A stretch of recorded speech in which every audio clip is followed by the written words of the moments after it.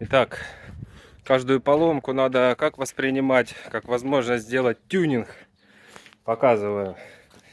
Короче, заклинила передняя крестовина. Чуть-чуть не дотянула, буквально один день. И из-за этого хвостовик коробки у основания вырвало. Вот здесь вот у нас теперь трещина. И все масло вылетело. И, короче, теперь у машины что? Новый кардан, новые крестовины и новая коробка, пятиступка. Была четырехступка, теперь пятиступка. 100-200, теперь можно ездить быстро и с комфортом.